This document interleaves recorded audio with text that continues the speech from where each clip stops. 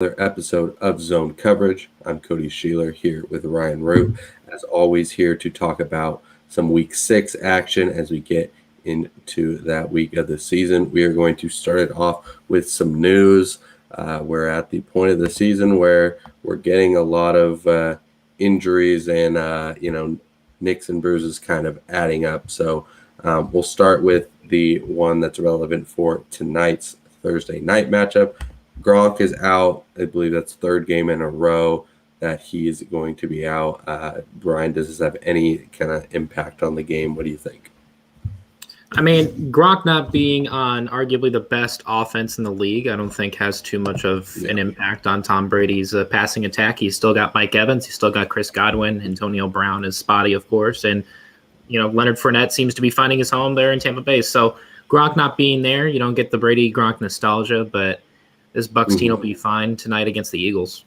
Yeah, I mean, Tom Brady threw for 400 yards and 5 touchdowns last week without Gronk, and I think only threw it to Brady.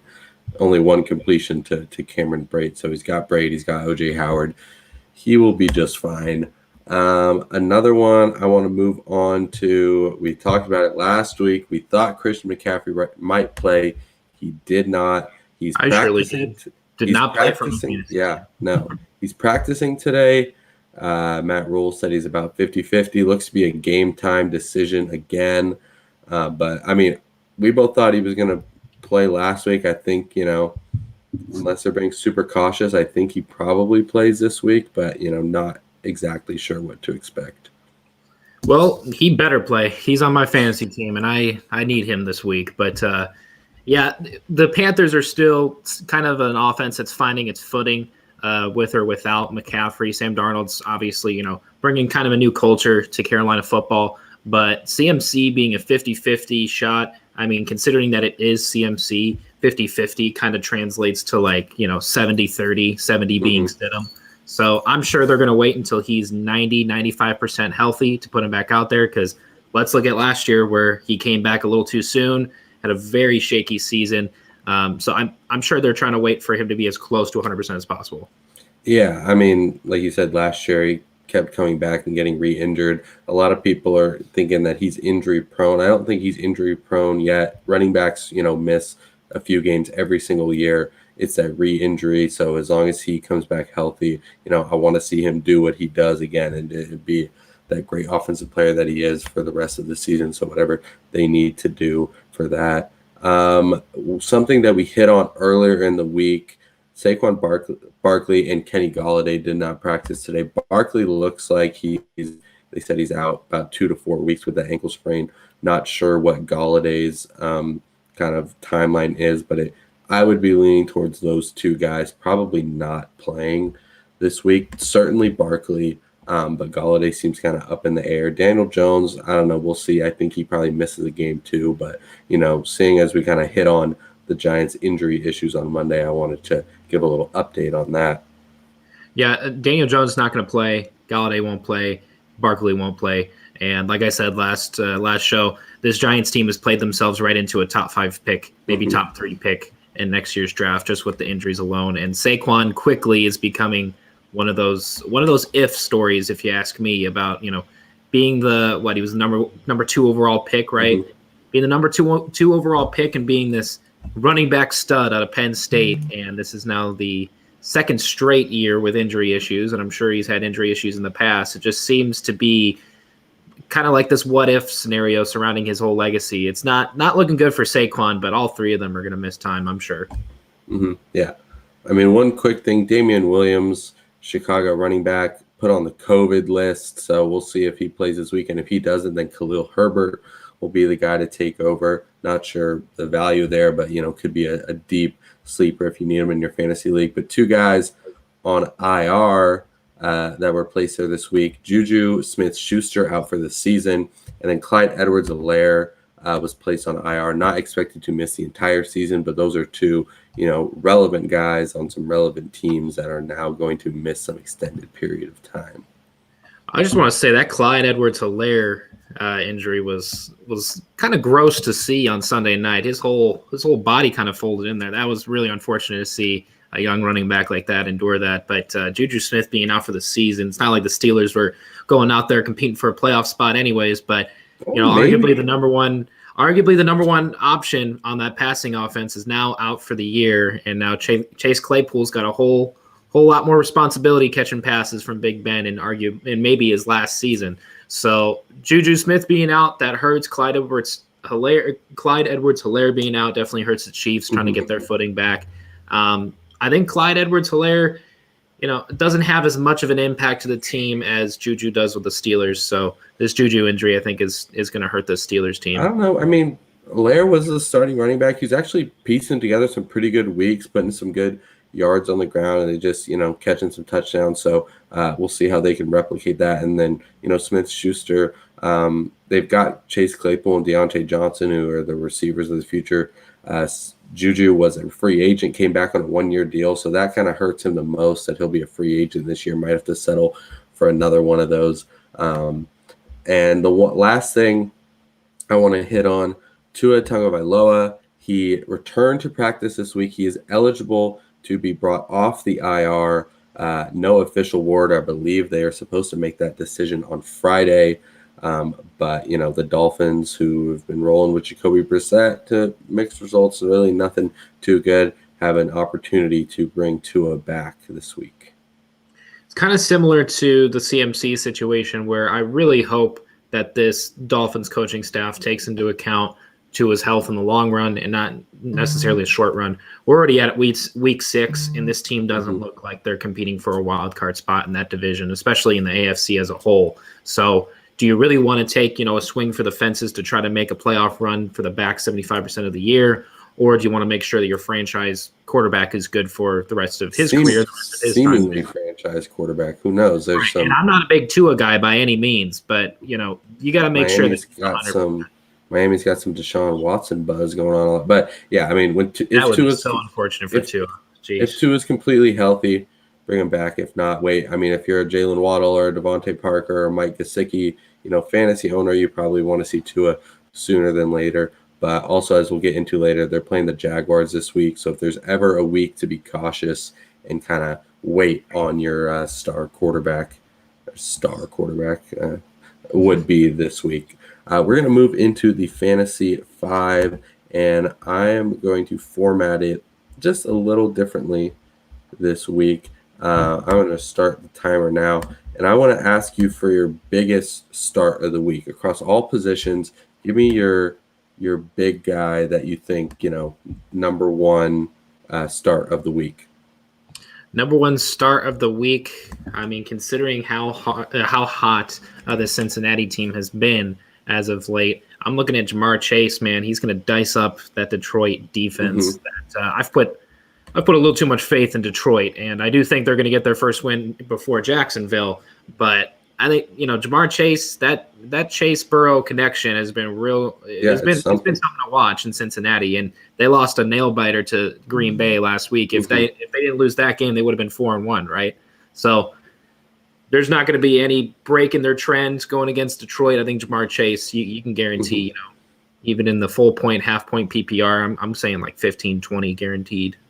Yeah, certainly if Detroit's not getting that pressure on them, on Burrow, then I think they've got a chance. I want to hit mine real quick. Najee Harris. Although I am a Seahawks fan, I have watched their run defense and just defense overall not be very great. And Najee Harris, he's been a consistent part of that offense every week. Went off last week. He's really hasn't had a terrible week yet. Gets a lot of touches. So I think that'll continue, and he's just playing really well. I'm going to go to a question in the chat. Kenneth Gainwell, who is the second running back on the Philadelphia Eagles, or Rondale Moore this week, half PPR. Gainwell might have a shot in some other matchups, but playing against the Tampa Bay Buccaneers that just stifle the run, I don't even like Miles Sanders in that matchup, and he's a starter. So, Rondale Moore is really a boom or bust guy. He's either going to have, he's not going to get a ton of touches. He's going to get a few. And, when he does get those few, hopefully they break big. But I trust him a little bit more. I don't know if you have a differing opinion on that or if you feel the same. I don't put much faith in this Eagles run offense unless it's Jalen Hurts and I have him on fantasy. But I, as a Miles Sanders owner, will never put really all of my faith into an Eagles running offense, even though I'm forced to start him. So, yes, I'd probably be looking at Rondale Moore for at least, a little bit of a shot to get kind of a boom. Yeah, and then another question we got in there, Lamar Jackson or Jalen Hurts this week. Ryan, I'll let you take that one first, as I need getting a little bit of data here on Kenneth Gainwell. Lamar Jackson or Jalen Hurts? Well, much like we were talking about the Buccaneers defense, we can at least talk about the Ravens going against arguably one of the top 5 teams in the league in the Chargers. This Ravens team is very Lamar Jackson heavy. So you can obviously expect a lot of usage from Lamar Jackson. And Jalen Hurts is still somewhat of a toss-up every week, and he's going up against a top 10 team in the league. So if I had to pick one of them, although it's a premier team for Lamar to go against, I'd go Lamar, considering he's going to lead the team in rushing. He's obviously going to lead the team in passing. And even against a terrible team like the Colts, they mount a crazy comeback out of nowhere because you never know when Lamar is just going to turn up the Jets and go. So I would suggest Lamar for just more of a safe bet as opposed to Jalen Hurts, who's still somewhat of a chance. Yeah, going back to Daniel's question about Gainwell, asking if he's a passing back. He's not fully the passing back. They still like to lean on Miles Sanders. He only had 3 targets. Gainwell did last week. So maybe in some other matchups, I'd have a little more faith in him, but just not against the Bucs and that defense. And, I think they might fluster Jalen Hurts. And so going into Lamar or Hurts, I really like Lamar this week. He's one of the guys I think can really go off. I think, the Chargers and the Ravens, who played in kind of shootouts last week, probably going to do it again. The Chargers have a decent pass offense, but their pass defense, their run defense is vulnerable. So they actually have the most rushing yards given up on the year. And so Lamar, even if he doesn't do it entirely through the air like he did last week, throwing for 400 yards, I think he'll still, do something on the ground. And Jalen Hurts had a good game last week, but it was 2 rushing touchdowns that kind of boosted his fantasy value. So I don't expect that again. And then we've got, is Tyrique Hill going to play this week? Missing with a quad injury. I don't know for sure. I mean, it didn't seem like, anything that kind of really is bothering him. I don't know. I would pay attention to tomorrow and see what happens, because a lot of times teams like to rest veterans just, to keep them healthy, especially in this longer season. And then we've got Devonta Smith, Josh Jacobs, or Antonio Brown start 1 PPR. I don't know. I think for me it's between Antonio Brown and Devonta Smith. I don't know about you, Ryan, if you're big on Josh Jacobs here, but I put a little bit of faith in him preseason time, but I'm kind of on the same boat, being between Parker and Brown, and honestly, I'd go Brown just in terms of. Well, actually, Devonta Smith, not they're going against. Parker. This is Eagles, right? This isn't. Yeah.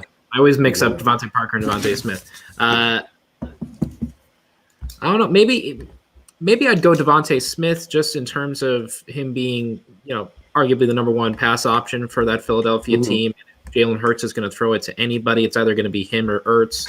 And Ertz, as I'm forced to pick him up in fantasy as well, is a little bit shoddy, right? So I would go Devonta Smith, considering that Antonio Brown could get 100 yards and Antonio Brown could get 2 yards. So it's all dependent on where Tampa Bay wants to run the offense through. Exactly. He's certainly the more, solid option. He hasn't had less than 6 targets. He's coming off 10 and 9 targets back-to-back games. He's getting double-digit points without a touchdown, and the Tampa Bay Buccaneers secondary is not great. So I think, it's going to depend on how Hurts does, but, I like Smith. If you need a huge, big shot, maybe go Antonio Brown. I'm playing him in one of my leagues, so he should be solid. But, I like Devonta Smith, especially, starting out your week on a Thursday. You want the consistency. You don't want to get hit with a 3-pointer, in week 1. And then he's also got Justin's got a couple more in there. Hollywood Brown, I assume that's Mike Evans, Scary Terry, or Jamar Chase. Start 3. So bench one of those guys. Marquise Brown, Mike Evans, Terry McLaurin, or Jamar Chase. I know Jamar Chase, as Ryan said, to start, put him in there. Mike Evans is probably out there for me every week. And then Terry McLaurin, he's going against the Chiefs. I like Taylor Heineke, who I picked last week, who didn't do very well. I think Terry McLaurin should have a good day against that Chiefs defense. So I guess it comes down to Mike Evans and Marquise Brown. Mm-hmm. I don't know what you've got on there. I'm saying bench Brown for sure, considering Mike Evans is, obviously he's on the Tampa Bay offense, but I, as a Mike Evans owner, can at least guarantee at least a double-digit performance in most of his games, right? Because he is pretty much the number one receiver on that team, even though Godwin kind of gets a lot more of the flair plays, if you will. But Marquise Brown on that Ravens offense, it could be his game. It could be Mark Andrews' game. It could be Lamar Jackson running 150 yards and people out. So Marquise Brown, against a premier Chargers team, it looks like a good play considering Lamar Jackson, I think, is going to have a great game against that team. But I can't guarantee that it's going to go to him as opposed to guaranteeing that it can go to Mike Evans a little bit more. Yeah, Mike Evans, I think, is a guy you put out there every week. We're going to go through a couple more of these pretty fast as we're getting them rolling in. Bucks, Panthers, Steelers defense. I'd probably go Steelers, hope that Geno Smith throws some picks. And then Kirk Cousins or Sam Darnold. I might go Sam Darnold in this. The Panthers defense is actually pretty frisky, and that Minnesota defense isn't great. So, maybe go, Kirk Cousins coming off 2 bad weeks. This might be, time to go for Darnold. Yeah, it's tough because Darnold has that potential of getting rushing touchdowns as he's I think he's either leading the league or like tied for second in rushing touchdowns. He's got like a weird like rushing touchdown potential every single game. So it's kind of tough, but a Minnesota team going against Carolina. Carolina's defense is surprisingly frisky. So I think Sam Darnold might be the guy here. This is possibly going to be the first game that we see Stephon Gilmore as well in the Carolina secondary. So who knows how he's going to perform in that situation. But I would I'm going to take a chance and go on Darnold because I've been high on Darnold since the beginning of the year. You're the Darnold guy here. All right, and then we've got Miles Sanders or I assume Khalil Herbert at running back. I talked about not liking Miles Sanders, but not knowing if Damian Williams is going to miss the game or not. I still like Sanders as an option just because he is a starter. Hopefully he gets some pass work in. I know we've already hit on him. And then Baker or Mac Jones, and then the Sanders or Herbert option at Superflex full PPR. I'm going to take it down to Baker and Mac Jones. And, Baker had a decent week last week. It's always hard for him because you don't know where the touchdowns are going to come from.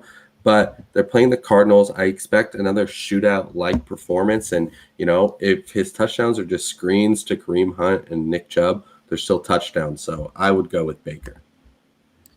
See, that's a lot closer than I imagined of a decision there. Because Baker could play a good game, quote unquote, and have 0 scores because that just means he didn't throw interceptions and he handed the ball off really, really well. Or Mac Jones, who is, he's passing the ball an awful lot. He's not scoring a ton. Yeah, he hasn't had more than 17 fantasy points in a game, so you're kind of hamstringing yourself. He's going up against a Dallas defense that's shocking a lot of people, and it's led by Mr. Interception Streak himself, Trayvon Diggs. They give up a lot of yards, but they get a lot of turnovers. So especially a rookie in Mac Jones, they might want to lean on the run. I'd probably go Baker here as well. I know I've got him on one of mine. And then one more, Greg, I agree. Buys, COVID injury, buys is the first week we're dealing with bye weeks. We haven't had any yet. No, this is the first week. He says his 2 options for running back 2 are Tony Pollard or Jamal Williams. Who should I go with, or should I go to the waiver wire? He listed some of the waiver wire options.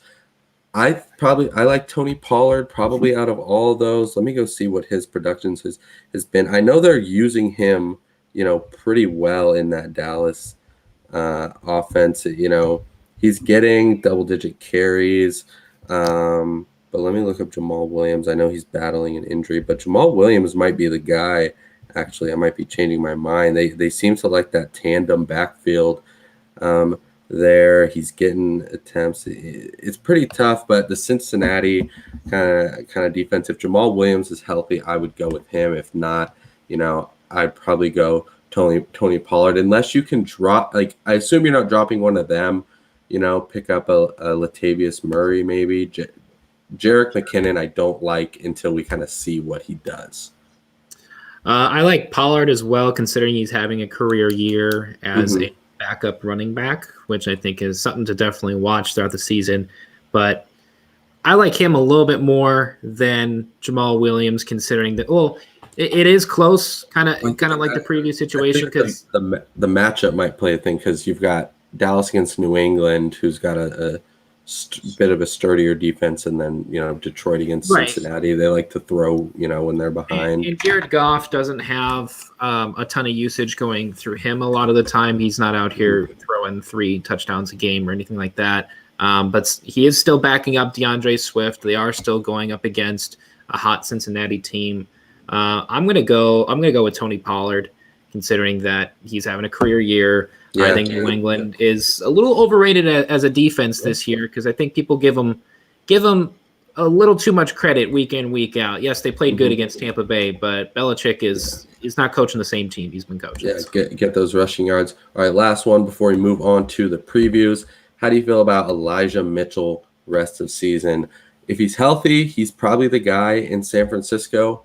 But I don't know the health of that. Trey Sermon hasn't really been doing much. So Elijah Mitchell, he's worth a stash if you want to hope on him, but I wouldn't rely on him as a consistent starter until he's proven I bid on to the Elijah Mitchell train early on, just like everybody else did. I feel like the same thing happened with who was a Clyde Edwards-Helaire when he had his rookie year. His first game he played amazing, and then it was he's playing with Patrick Mahomes. So I bet on the Elijah Mitchell train early on, but this San Fran team is now.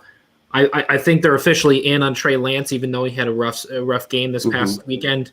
I think they're officially in with Trey Lance. They're going to try to get him as snug into that offense as possible with George Kittle and with Deebo Samuel. And considering Elijah Mitchell is just, a roll of the dice every single week, I think the Elijah Mitchell train has passed. I don't think he's worth a stash. I think we should just pass on him for right now, because this San Fran defense is figuring stuff out. I wouldn't cut him just yet. I'd see a few games with Trey Lance, but if it doesn't seem like a guy emerges, then he might be useful to drop and pick up somebody else. I lied. We're gonna do one more, because I want to say he said ask, how do you feel about starting Myles Gaskin? I don't like Myles Gaskin this week. Last week he had a great game, but it was 10 receptions on 10 targets, 2 touchdowns. That's not going to happen again.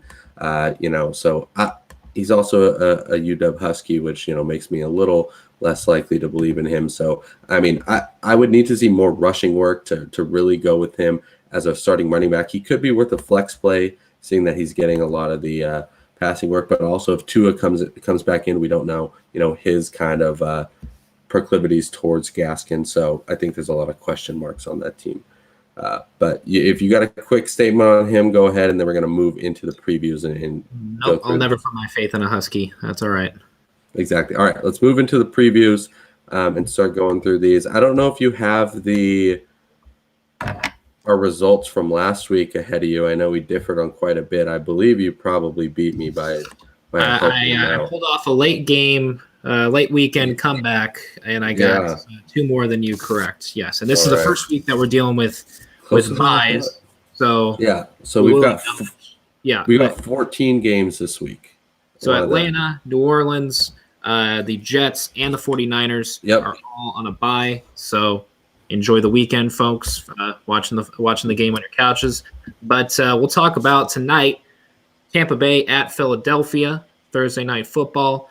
This Tampa Bay team is still 4-1. Philadelphia 2-3, who is a little bit of a sneaky kind of on the rise team, but not in terms of being on the rise this season, maybe being on the rise, next season or the season afterwards. But I don't care how good this Philadelphia defense has been as of late. Tom Brady could very well throw over 300 yards, 350 yards, and it's going to go to 3 or 4 different receivers, regardless of his number one receiver of his entire career, Rob Gronkowski. So Tampa Bay gets the dub pretty easily here. Yeah, this is, sin at 6.5. It's about a touchdown. And yeah, the Eagles, they pulled off the frisky game last week against the Panthers, but that was a combination of the Panthers playing really poorly as well. The Bucs aren't going to give them that luxury. They're just, playing really well. Last week they were just dominant, so I expect more of that. It might be a closer game. I don't necessarily think it's a huge blowout. I think the Eagles might have a shot in the fourth quarter, but I don't see this being decided by a single score come the end of the game. I take Bucs to cover. I think this will be a double-digit win for Tampa Bay. All right. So we can talk about the next game here. We got Miami at Jacksonville. Truly just a clash of the Titans here. London game. Maybe if Miami was playing a little bit better, this would be a little entertaining for the European audience. But Trevor Lawrence gets to lose out on a home game here and play over in London at 6:30 in the morning, our time at least. Can't say that this is an exciting game by any means, but considering that I don't think Jacksonville is going to win over a single game this season, because who knows with that Jets-Jags game later on, that's going to be – get your popcorn ready for that one.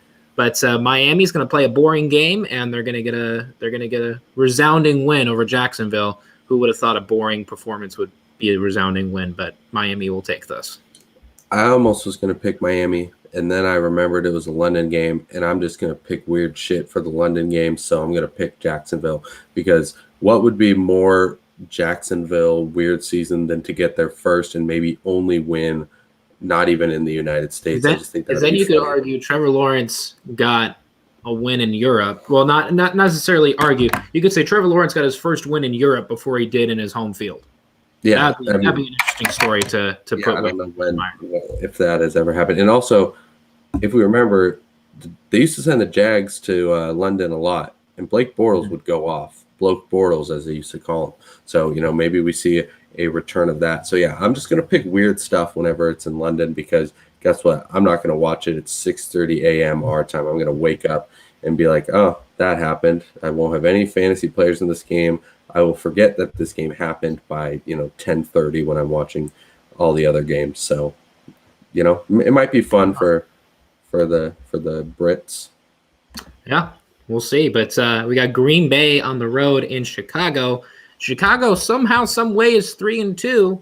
I don't think anybody's throwing them in their top 10 teams of the league by any means. But Chicago 3-2, Green Bay 4-1. Of course, the embarrassing performance week 1, but they've obviously just mastered the Devonta Adams, Aaron Rodgers connection. Who everybody should know that Aaron Rodgers has played plenty of games in Soldier Field. He's played the Bears plenty of times, and he's playing with arguably his best receiver he's ever had with Devonta Adams. And Justin Fields is going to have a very miserable day on his home turf. Green Bay takes this, and they take it by a lot. Yeah, 5.5 Green Bay is favored by. I don't see, Chicago covering that.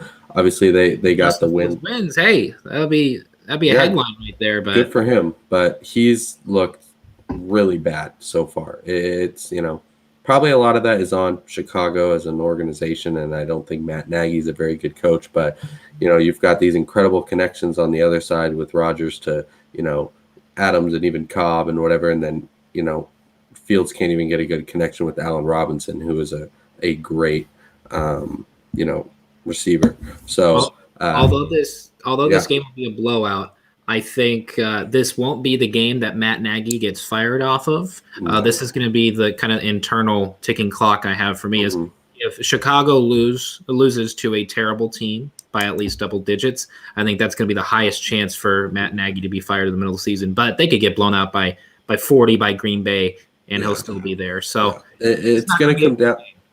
It's going to come down to whether Justin Fields, saves Matt Nagy's season by just playing really well. It doesn't look like it so far. But, and they might just have decided that they want, to get rid of him already. But, yeah, I don't see, like I've said, the Packers are playing really well ever since that week one kind of misstep. So I think that continues here. All right, we'll talk about Cincinnati going to Detroit, the 0-5 Lions, who I've put too much faith in these first 5 weeks, although I think lightning will strike in the Motor City at some point. Don't get me wrong.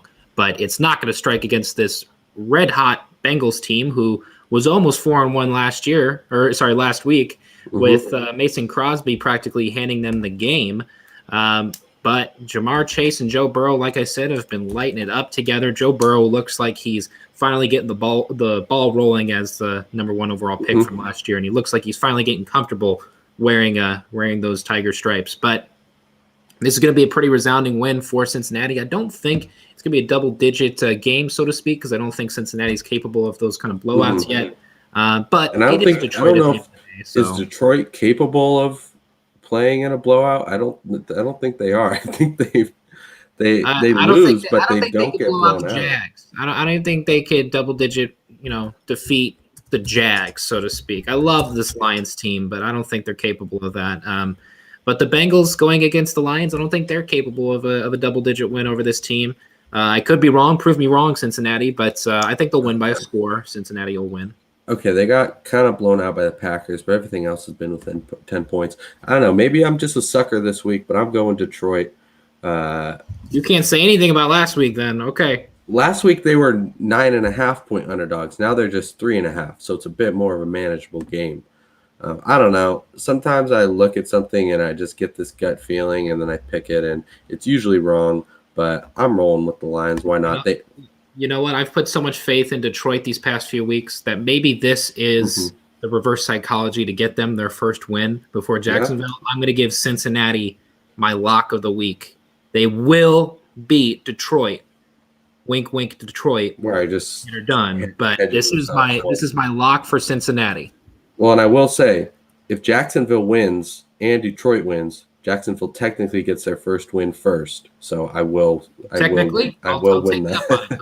Technically, I will still win that. So I'm in on no more winless teams after this week. Probably a terrible thing. I bet I could make a lot of money probably betting on that if I was that type of guy. We got Houston going to Indianapolis. Truly just a great matchup between some real juggernaut teams here. You want to hear what I got to say on this one?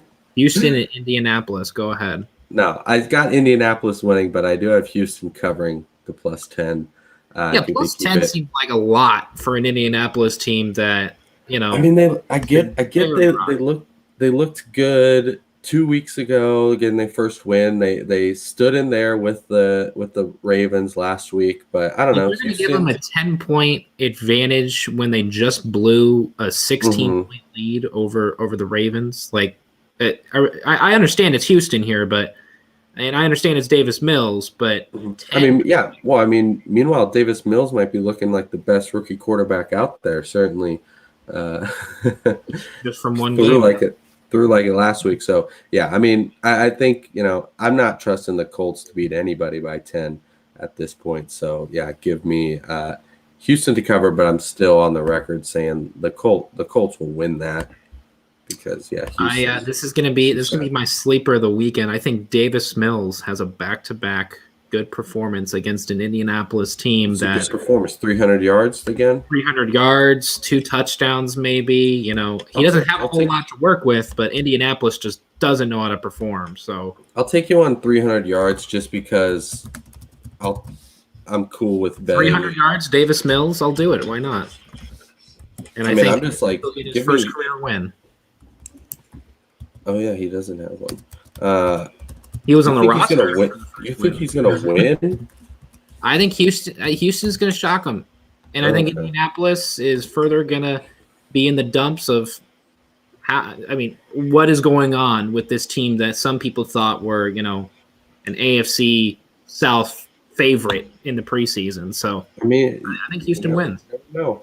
Indianapolis, they're figuring out with Jonathan Taylor. Carson Wentz looked good.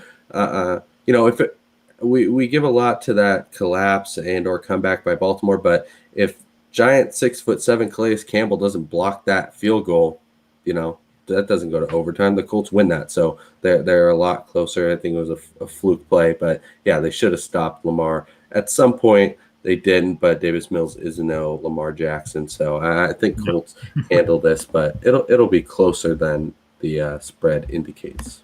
For sure. And we got our next game here. The Rams at New York to play the Giants in MetLife Stadium. What better way to show off this Rams team than in the Big Apple, or I guess it's not technically the Big Apple because they play in New Jersey. New Jersey. It's New York's football team. So the Rams get to play a terrible Giants team and a lackluster defense, an underperforming team in all regards, and they're not even going to have their starting quarterback most likely. Well, we don't. Yeah, that's the thing. It's easy to pick who's going to win this game. LA's going to win. Now, it's harder to pick the spread, which I believe is about 10. I see 9.5 on here, yeah, around there, because Daniel Jones, Kenny Galladay, Saquon Barkley, most of them probably out. But if Daniel Jones plays, then maybe they cover. He's been playing well. But if you feed Mike Glennon to the wolves of this Aaron Donald, Jalen Ramsey defense, that's just not going to work out well. I do like Kadarius Toney to keep it up if he plays. He's a little banged up, but he looked really good last week. And if all those guys are out, they're really going to have no other options but to give him the ball. So I expect a lot of touches, in a decent amount of yards. So Toney might have a good game. But yeah, I mean the Rams, they've kind of lost a little steam, with their loss, and then a lackluster win against the Seahawks and with Geno Smith coming in. But they're still a top tier team, and they're not winning, in these incredible ways, but they're also, they're not needing to come from behind in, most of the games. So they're still playing well. Double-digit win, Rams cover. This will be they're back on the saddle again. They'll definitely show out. As of right now, that is what I believe too. I think, I just have to know if Daniel Jones plays. It's a little different for me, but I still think the Rams win easily. It just, then comes into play. Maybe, the Giants get a late touchdown that, takes it to 9 or something. So that's always a tough thing on that. But yeah, Rams shouldn't have much of an issue. Ruin every better's dream at that point, right? So, yeah, the Giants got their miracle week already when they beat New Orleans. They'll get a few wins against some other bad teams, but they've pulled their one upset off. We got Chiefs at Washington to play the struggling Washington football team, but the Chiefs aren't necessarily, rainbows and daisies either. They're 2-3, right along with Washington. Chiefs a 7-point favorite on the road. This one, Kansas City obviously needs to get their act together to truly be one of these top teams in the league and actually have, a $500 million quarterback play what he's worth. So going up against a Washington football team that their defense has not really matched the expectations that everyone kind of gave them earlier on, and Taylor Heineke's got a good good connection with Terry McLaurin, and of course Antonio Gibson in the backfield. Yeah. This Chiefs defense gives up a whole lot of yards, and they are not going to solve that issue in a week's time. You're not giving up 450, 500 yards one week and then giving up 200 yards the next week. It doesn't get solved in 7 days. However, Washington. Patty Holmes, he has that contract for a reason. He's the best quarterback in the league for a reason. Yeah. Even though Tyreek Hill won't play, possibly won't play. Travis Kelce, I think maybe. I don't know if that was George Kittle that I was thinking of, but I don't think Travis Kelce is. I think Kelsey's good. Kittle missed last week, but Josh Gordon game maybe deep. Josh Gordon play. We'll see. It doesn't matter. But Kansas City will go back to 500, I think, even though it's going to be closer than people will think. I mean, if Kansas City's schedule is different, that we still go, we're concerned about their defense. But if they don't play the Ravens, the Browns, the Chargers, the Bills, that's 4, locked and loaded playoff teams in 5 games. A good team could be 2-3. In that span, if they play the Bills schedule, they're 4-1, and they go, all right, the defense is looking great, but they're still the Chiefs. They can overcome it. So the schedule's been really front loaded. The Kansas City Chiefs are still going to beat bad teams. They do not lose to bad teams. especially bad defenses. So I have, at 6.5, I think this is, easy here. Like I said, the schedule goes differently. They're favored by like 12 points here on the road. So this is still going to be an easy win for Kansas City. And, I like that, easily to win by a touchdown. Although I do, I think Taylor Heineke throws together some good yardage, but this will be similar to the Eagles game where it's high scoring. The Eagles score a lot, but just not enough to keep up with the Chiefs. I agree. We got Minnesota at Carolina as well. The 3-2 Panthers taking on the 2-3 Vikings. Some people could argue that those teams deserve, their opposite respective records, considering Minnesota has been kind of a questionable team. Are they a top half team? Are they bottom half team? And Carolina, I think they're a top half team, but some people just think, they're not really up there. They're not really there yet. And I think Carolina's continuing to reach people's minds in terms of one of these kind of underdog teams in the NFC. The NFC South is a tough division to play in, and I'm gonna take Carolina here to beat out Minnesota, even though Minnesota is the favorites to win here on the road. I think Carolina will win sort of a scrappy game against Minnesota. I mean, Carolina has been every week. I mean, Sam Darnold has put together. Just because they were 3-0 and now they're 3-2 doesn't mean it's the end of the world. Sam Darnold has played worse in every game going on. He's got a worse passer rating from week 1 to week 5 every week. They started out hot, but their flaws are being exposed. I'm just not sold on them. I think they can be scrappy, get 8 wins. Are they a top half team? I don't know, maybe they're 15, 16, but I'm just not expecting much from them. Obviously, McCaffrey plays, that changes it. But with Minnesota, is Dalvin Cook going to play? And we talked about a good Carolina defense, but I like the talent to win out, and I still think Minnesota's got some pretty good talent there. I'm going to go with them. And, I said earlier, go with Sam Darnold over Kirk Cousins. I still kind of roll with that. I'm not sure how Kirk Cousins is going to do, but I can see him throwing a few touchdowns here. But I think it's a low-scoring game. You're looking at something similar to some of the past games they've played. Look at that 14-7 Cleveland win over Minnesota, something in that range. I don't see either team getting above 28 points at the most, and that'd be a shootout. So, yes, low-scoring game, and I like Minnesota to pull ahead. Low-scoring game indeed, but Panthers are gonna show out. I'm putting my faith in them again. Speaking of the opposite of a low-scoring game, I don't know if you're going to go on to this one, but it's the one that I see next.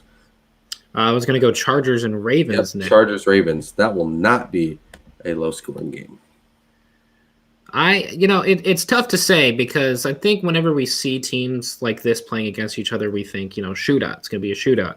And sometimes these two good teams will play each other, and it's going to be a shootout for one team, and then another team doesn't know what they're doing every single time they go out into the field, and that was Kansas City Buffalo last week. A lot of people thought that was going to be a shootout. Patty Holmes versus Josh Allen. I swear, watching that game, they could throw all these Josh Allen, Patty Holmes comparisons. Like, I mean, it was they're so close. Not a shootout. They hit the over 58 points scored. So, yeah, because Buffalo scored 65, 70% of those points. But it's going to come down to, I think, just the amount of work that's being distributed among these teams. Justin Herbert obviously has Keenan Allen, Jared Cook, Mike Williams, as well as Austin Eckler in the backfield to work with, and he's really getting accustomed to that offense, especially with an improved offensive line. This Chargers team looks more and more dangerous every week, and this Ravens team has Lamar Jackson and whoever Lamar wants to work through, or if Lamar wants to run behind them, or Lamar wants to do this. I think Chargers take this. I think the Ravens play another great team. They lose out here. I mean, they lost to a Raiders team that maybe some people aren't as high on anymore. But I think the Chargers continue their run to win out in that Los Angeles culture. Yeah, I just kind of look at the way the games last week played out. I mean, Cleveland scored 42 points, and they're one of the best running teams. So there's certainly that avenue for the Ravens to focus on running. and score a lot of points, because obviously the Chargers are going to put up points with anybody. But I think where the differentiation lies is that Lamar can throw. I think we're kind of done with that narrative. Like, the problem with the Browns is you give them the ball back with 2 minutes left, they just don't have an offense that's going to get you down the field and get the scores that you need. Like, you watch Aaron Rodgers, he could have 30 seconds, he's going to get you 70 freaking yards. But Baltimore can do that. They can drop back and throw. Lamar threw for 440 yards last week.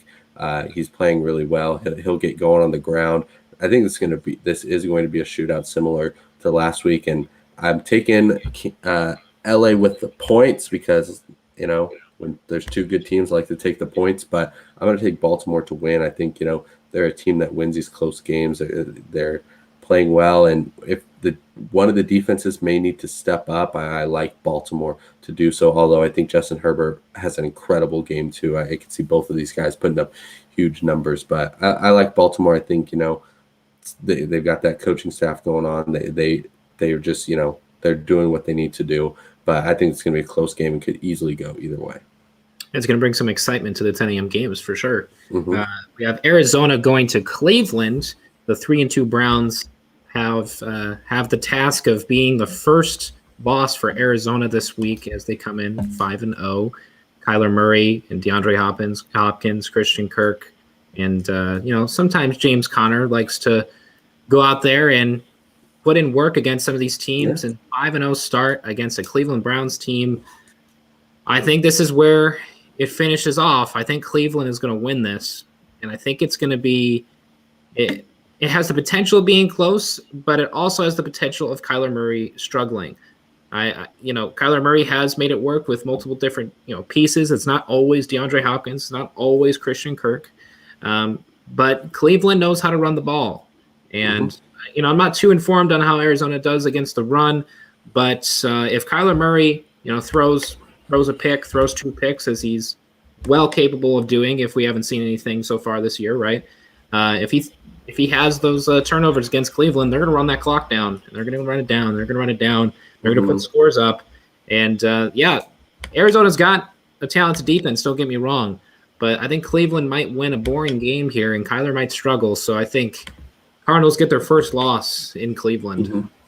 Yeah, I'm usually the Browns guy, but I'm going with the Cardinals this week. The Cardinals' rush defense, it's interesting because they have given up the 5th most rushing yards, but they were also the team that held Derrick Henry to 58 yards in week 1.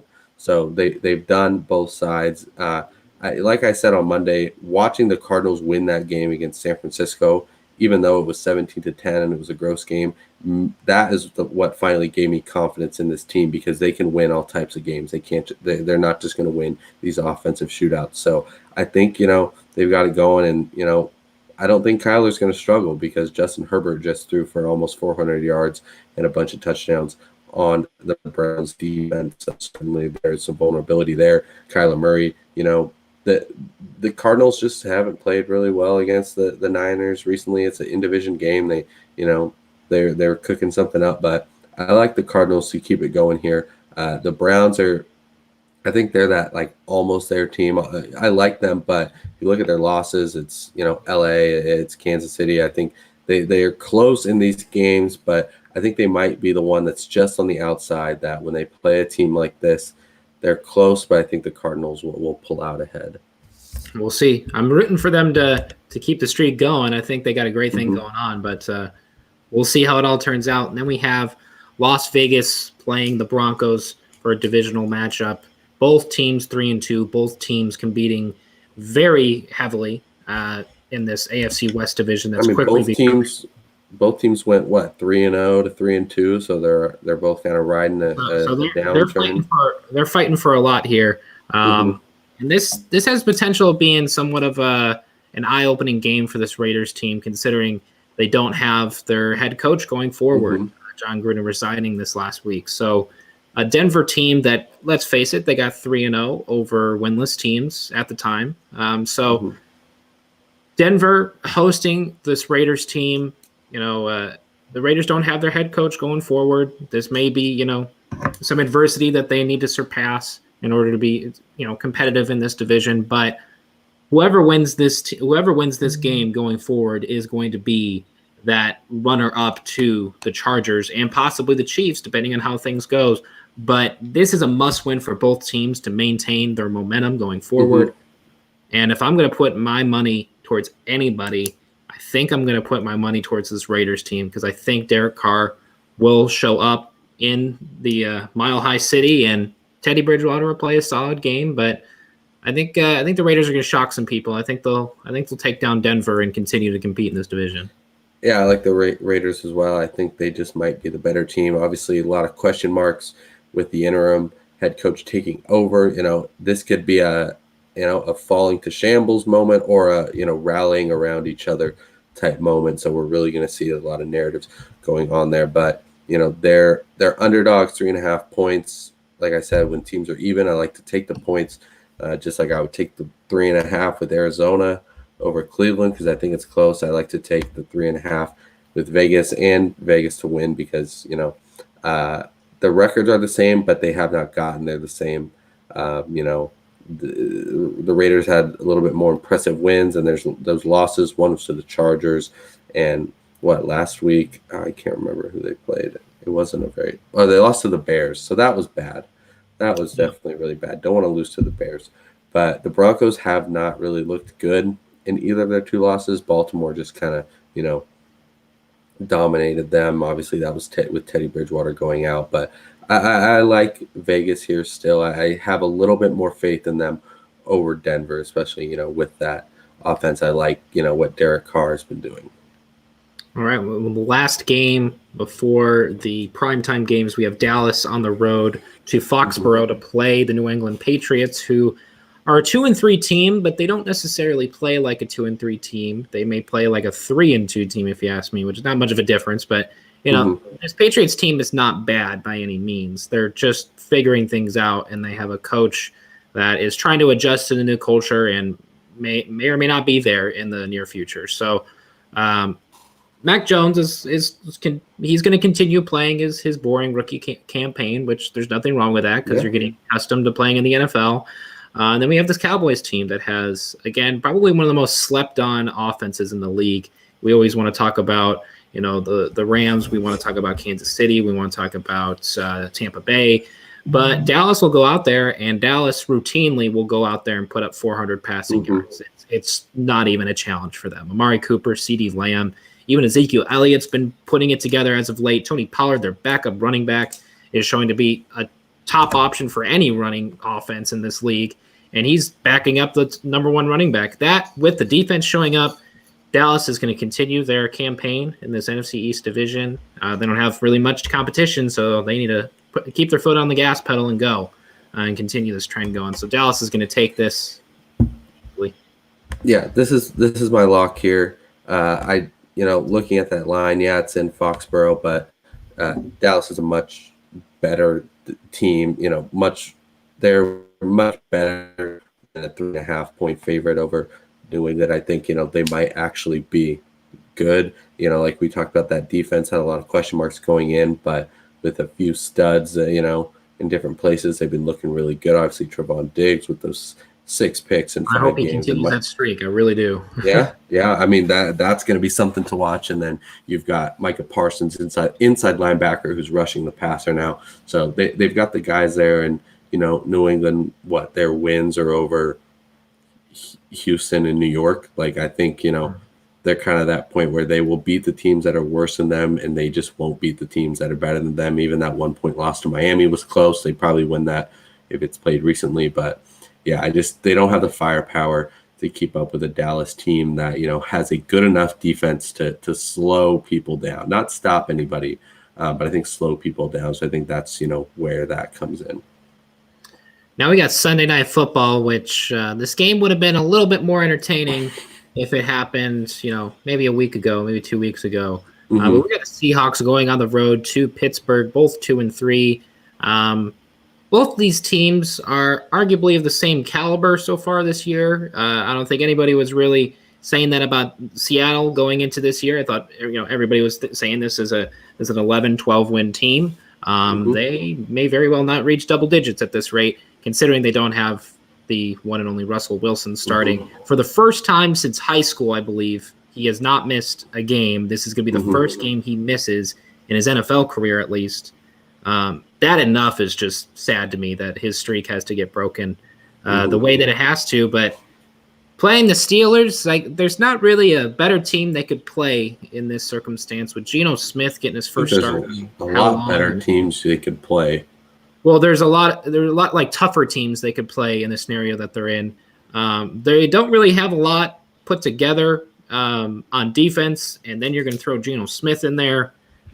But they got to play Big Ben, and they got to play an offense that you don't really know their situation either. You know, it's. I mean, who would have thought that Geno Smith would be starting a game this year and he might not be the worst quarterback in it? Like, you know, you could definitely make an argument. You know, Big Ben will go out there and compete, but Geno wasn't looking too bad in the comeback effort if it wasn't for the first pass on the game-winning drive being an interception. This is tough for me.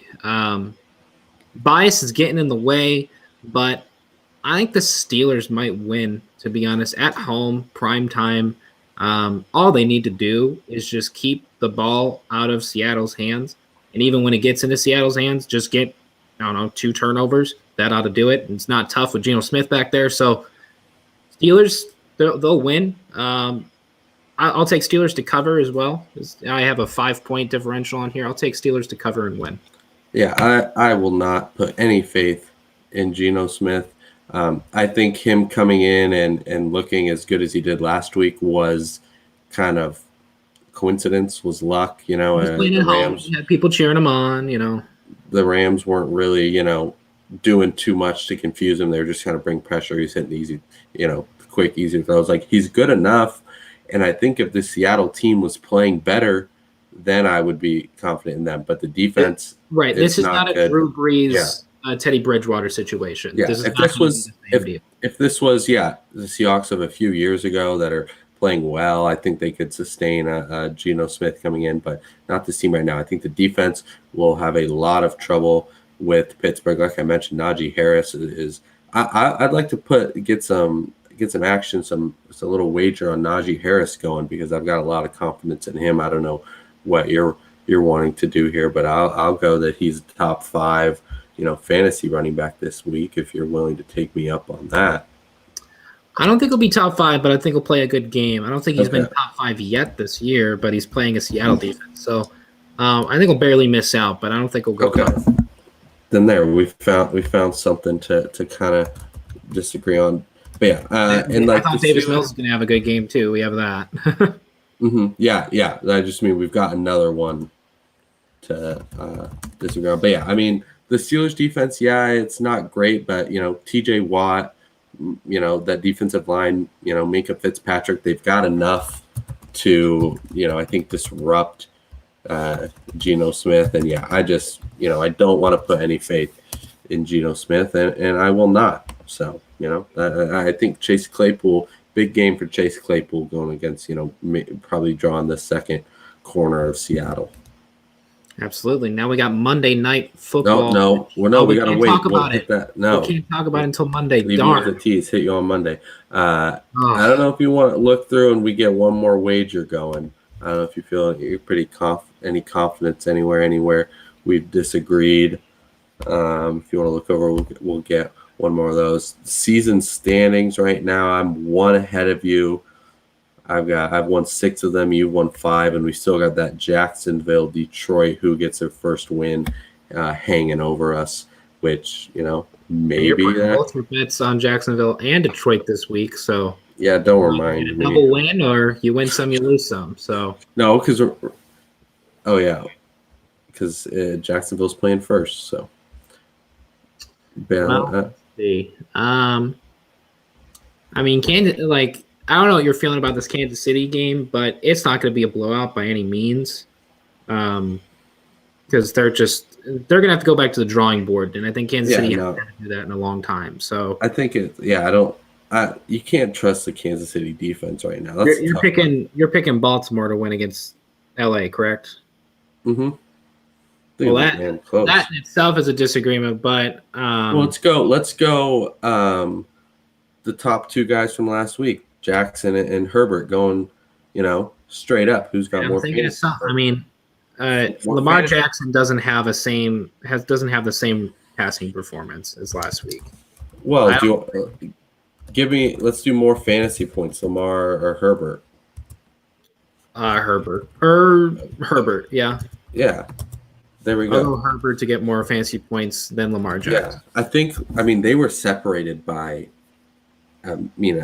like so close last week. Herbert 42.8, Lamar 41.9. So they were separated by less than a point last week. Now they're going head to head. So yeah, now we were already disagreeing. Now we'll put some faith in the quarterbacks. There we go. We got 3 wagers. Alrighty. How about that? Maybe a 4th if Jacksonville or Detroit shows up. So we'll see about that. But wink, wink, Detroit, hook me up. Yeah, you'll get the pick wrong, but you'll get something right. And why don't you both win and help me out here? But yeah, so that'll do it for us this week. We will be back with you on Monday to go over what happened on the weekend and then preview that Monday night matchup that Ryan was almost too eager to talk about, I guess. Almost got into a little too early, but we will get that to you on Monday, talk about some of the best players and kind of what we've got out of the weekend, and then we'll be previewing the next week. We're back at it again. You know how it goes. But remember to follow Dash Sports on Twitter, Instagram, Facebook, and TikTok, Dash Sports TV, and subscribe to the YouTube channel where you can find the rest of our shows, our Pac-12 coverage, along with some other sports, and check out our website, dashsports.tv. We will see you next week on Monday. Bring your fantasy questions with us again on Thursday. Love doing that with you guys. But